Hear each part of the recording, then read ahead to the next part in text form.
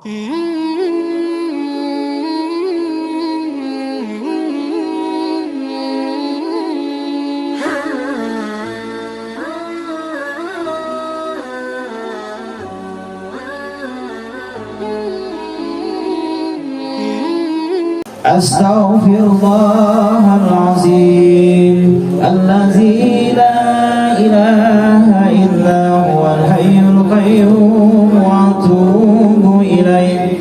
Astaghfirullahalazim Bismillahirrahmanirrahim Litundira qauman ma undira aba'uhum fahum ghafilun. Laqad haqqal qawlu ala aktharihim fahum la yu'minun. Inna ja'alna fi a'naqihim aghlalan fahiya ila al-azqani fahum mudmahun. وجعلنا من بين أيديهم سدا ومن خلفهم سدا فأغشيناهم فهم لا يبصرون. وسواء عليهم أنذرتهم أم لم تنذرهم لا يؤمنون. إنما تنذر من اتبع الذكر وخشي الرحمن بالغيب فبشره بمغفرة وأجر كريم.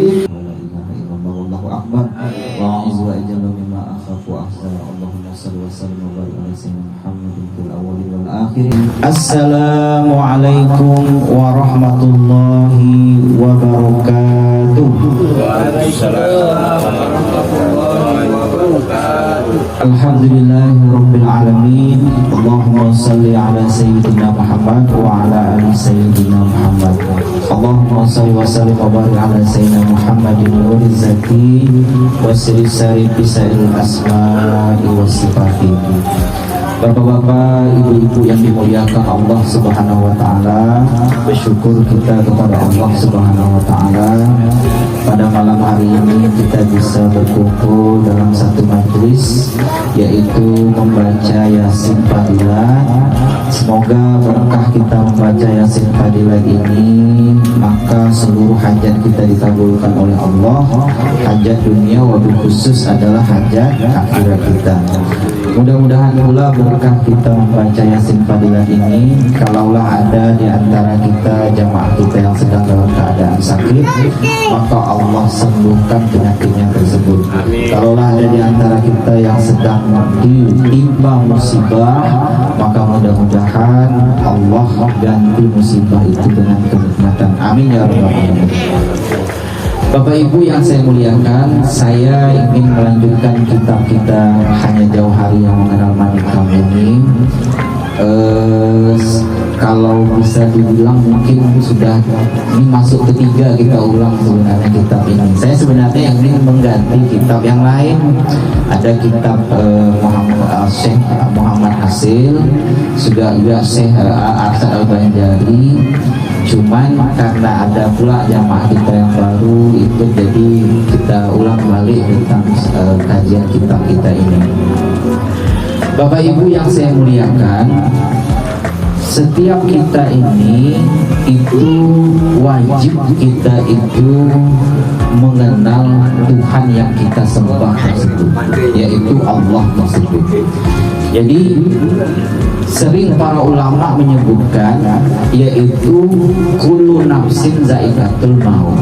Tiap-tiap yang bernyawa itu, kalau bahasa terjemahnya begitu, tiap-tiap yang bernyawa itu pasti akan mengalami kematian, pasti akan menemui kematian. Dan Bapak Ibu, sesadar-sadar kita, kalau seandainya nanti orang itu kembali kepada Tuhan, yang kembali itu bukan jasadnya. Ini sering kita ulang-ulang di majelis kita sebenarnya. Jadi nanti kalau ada orang meninggal, kita meninggal, saudara kita meninggal, yang kembali kepada Allah itu jasad atau ruh? Semua kita sudah bisa jawab, yaitu yang kembali kepada Allah itu adalah ruh kita, bukan jasad kita. Jasad kita ini nanti dimandikan. dikapani, disolatkan, lalu orang bawa ke liang lahat, ke perkuburan tersebut, dan bahkan jasad kita itu nanti dimasukkan dalam liang lahat tersebut, orang jejak-jejak pula nanti dari atas jasad kita tersebut. Jadi yang kembali kepada Tuhan itu adalah ruh kita tersebut. Nah, ketika kita sudah tahu bahwa yang kembali kepada Tuhan itu adalah ruh kita, pertanyaan selanjutnya adalah, sudah tidak kita ini berikan alamat kepada ruh kita itu untuk sampai kepada Tuhan? Sudah tidak kita berikan kepada ruh kita ini jalan untuk sampai kepada Tuhan? Sebab kalau tidak, ketika mati itu, kalau seandainya ruh itu tidak tahu alamatnya, tidak tahu jalannya, maka ruh itu kalau bahasa ekstrimnya tersesat. Dia tidak sampai kepada Tuhan ketika nanti dia ingin kembali kepada Tuhan tersebut. Maka itu Bapak Ibu, wajib setiap kita ini, sebelum kita itu nanti benar-benar menemui kematian, wajib ruh kita ini sudah tahu jalan pulangnya. Wajib ruh ini sudah tahu kembalinya kepada Tuhan. Kenapa? Karena yang kembali kepada Allah itu adalah ruh kita tersebut. Lalu bagaimana caranya supaya ruh itu punya alamat untuk sampai kepada Tuhan? Maka jalannya tidak ada lain kecuali makrifat, yaitu kenal kepada Allah tersebut. Nah, ini dia. Lalu pertanyaan selanjutnya Bapak Ibu, macam mana caranya supaya makrifat kepada Tuhan? Maka jalannya adalah sebagaimana yang dituliskan dalam kitab Hanya Jauhari yang Mengenal Manikam ini, yaitu dengan mengiringkan seluruh ibadah kita itu antara syariat dengan hakikat. Nah, ini dia. Kenapa mesti wajib diiringkan antara syariat dengan hakikat? Karena kita ini insan, kita ini ada jasad, ada ruh. Jasad itu maka untuk membersihkannya itu dengan jalan syariat. Ruh itu membersihkannya itu dengan jalan hakikat. Maka itu antara syariat dengan hakikat itu wajib beriring Bapak Ibu. Maka itu karena dalam Islam ini ada 5 rukun, yaitu kalau disebut rukun itu berarti dia tidak boleh tidak ada dalam hidup kita. Kalau disebut rukun itu kalau tidak ada berarti batal lah. Bapak Ibu nikah lalu rukunnya tertinggal, apa dia? Menikah rukunnya tak ada, walinya tak ada, maka nikahnya batal. Bapak Ibu mau menikah, pengantin wanitanya tak ada, macam mana mukanya? Maka batal lah. Kenapa? Karena rukunnya pengantin laki-laki, pengantin perempuan, wali, saksi. Nah, kalau tidak ada rukunnya maka batal. Maka dalam Islam ini juga sama. Dia ada 5 rukun yang kita sebut dengan rukun Islam: syahadat, sholat, puasa, zakat, haji. Bagi yang mampu. Maka kalau disebut syahadat, sholat, puasa, zakat, haji, berarti 5 ini wajib diiringkan antara syariat dengan hakikat. Syahadat wajib sampai beriringan antara syariat dengan hakikat. Sholat mesti wajib beriringan antara syariat dengan hakikat. Puasa wajib beriringan antara syariat dengan hakikat. Haji pun sama, mesti wajib beriringan antara syariat dengan hakikat. Kalau tidak, maka rukun Islam kita itu masih setengah jalan Bapak Ibu. Ini mesti wajib kita renungkan, wajib kita renung-renungkan, tapakuri, kita timbang-timbang dalam hidup kita Bapak Ibu. Syahadat kita itu sudah sampai tidak tingkat ma'rifat, Sholat kita itu wajib sudah sampai pula tingkat hakikat ma'rifat. Puasa kita itu wajib di tingkatan syariat dan hakikat.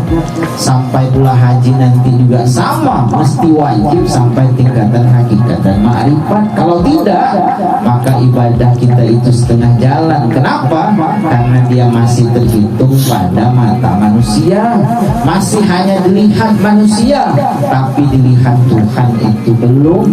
Maka supaya Allah itu memandang, maka yang wajib diurusi itu adalah rohani kita tersebut. Maka itu di awal-awal kitab ini itu dituliskan tentang salah satu hadis, yaitu an Abi Hurairah radhiyallahu ila Nabi sallallahu alaihi wasallam qala innallaha la yanzuru ila suwarikum wa amwalikum walakin yanzuru ila qulubikum wa a'malikum. Allah itu, kata Nabi, tidak melihat rupamu dan hartamu.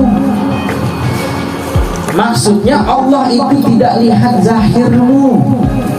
Walakin yanzuru ila qulubikum wa a'malikum, tetapi Allah itu melihat qulubikum, yaitu kalbumu. Kalau disebut kalbu berarti urusannya adalah ruh. Wa a'malikum, apa yang kamu perbuat tersebut wajib dia sudah perbuatan ruh.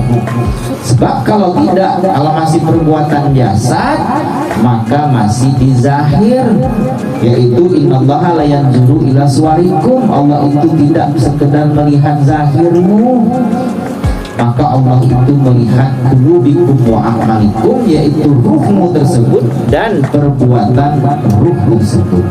Maka itu Bapak Ibu, wajib syahadat kita itu kita angkat sampai di tingkatan yaitu hakikat dan ma'rifat. Sholat begitu juga sama, puasa juga sama, setelah itu juga zakat juga sama, haji juga sama. Dan nanti insya Allah yang beberapa orang yang ikut, nanti yang baru ikut kita kasihkan di tabungan. Saya kebetulan sudah cetak itu di rumah ada 12 kalau tidak sih 12. Yang putih ini saya cetak 5, yang merah 2, yang amalan itu 5, yang ada kitab baru yaitu khutbah tasawuf, ada 26 khutbah tasawuf itu saya cetak 4. Dan kebetulan ada masjid, beberapa masjid yang sudah minta, jadi mungkin saya kasih masjid dulu. Nanti insya Allah akan kita kasihkan kepada Bapak Ibu yang ikut dalam majlis kita tersebut. Baik Bapak Ibu, sebagai ending kita pada malam hari ini, sebagai penutup pengajian kita malam hari ini, Bapak Ibu, setelah nanti ibadah itu diiringkan antara syariat dengan hakikat, yang kedua yang wajib kita lakukan adalah beramal dengan amalan yang istimewa. Ini wajib Bapak Ibu dilakukan. Sebab apa? Laduni itu letaknya pada amalan. Kalau yang ini pemahaman, supaya pemahaman kita itu sampai. Tapi nanti laduni itu dapatnya pada amalan. Maka itu para ulama itu mereka beramal, yaitu dengan amalan istimewa, sedikit dibuat tapi banyak dalam pandangan Tuhan. Contoh apa? Bapak Ibu tadi zikir la ilaha illallah, la 6 harakat, ilaha 6 harakat, Allah 6 harakat. Kalau Bapak Ibu baca sesuai tuntunan Rasulullah, maka 1 kali baca kata Rasulullah 4.000 dosa itu Allah gugurkan. Bayangkan Bapak Ibu. Tapi kalau bacanya la ilaha illallah, la ilaha illallah, boleh atau tidak boleh, tapi cuma dapat pahala, dosa tidak gugur, padilah tidak dapat. Maka itu kita ingin dapat kedua-duanya, la 6 harakat, ilaha 6 harakat, Allah 6 harakat, 4.000 dosa kita itu Allah gugurkan. Baca 2 kali 8.000 dosa digugurkan. Baca dengan begitu banyak, dosa habis, insya Allah kata Rasulullah, dosa orang tua kita pula dihabiskan oleh Allah. Maka itu kita wajib beramal dengan amalan istimewa. Dan juga yang sebelum-sebelumnya yaitu zikir samaniyah jangan Bapak Ibu tinggalkan. Habis sholat subuh atau habis dan sholat asar atau maghrib, yaitu la ilaha illallah 166 kali, Allah 66 kali, Hu itu 77 kali. Yang ini jangan tidak Bapak Ibu. Kenapa? Karena Syekh Saman Al-Madani Allah angkat di kedudukan wali kutub itu mengamalkan zikir ini. Nah, dia menyebutkan Allah bukakan putuh pada diriku dan Allah berikan pengetahuan kepadaku, ternyata Allah angkat diriku menjadi seorang wali kutub itu dengan amalan la ilaha illallah 166 kali, Allah 66 kali, Hu 77 kali ba'da salat subuh dan setelah salat asar atau salat maghrib. Maka itu ini jangan ditinggal. Nanti disambung setelah itu doa Allahumma ighfir li ummati sayyidina Muhammad, Allahumma arham ummata sayyidina Muhammad, Allahumma aslih ummata sayyidina Muhammad, Allahumma farij an ummati sayyidina Muhammad 4 kali. Nanti di buku amalan itu juga ada. Maka yang ini jangan ditinggal Bapak Ibu. Kenapa? Karena yang ini amalan-amalan istimewa. Dan banyak sekali amal-amal istimewa tersebut yang sudah kita tuliskan dalam kitab Lidah Ikut Kata Hati Ikut Rasa tersebut. Itu kitab pertamanya. Sekarang saya sudah tulis pula kitab yang kedua. Saya dapatkan beberapa ijazah dari guru-guru, lalu nanti saya masukkan di situ. Nanti Bapak Ibu silahkan, nanti saya juga dapat sanadnya. Nanti Bapak Ibu silahkan ambil ijazahnya. Baik, terima kasih Bapak Ibu. Mungkin inilah yang dapat kita sampaikan pada kesempatan kali ini. Mohon maaf, mohon dihalalkan. Assalamualaikum warahmatullahi wabarakatuh. Waalaikumsalam.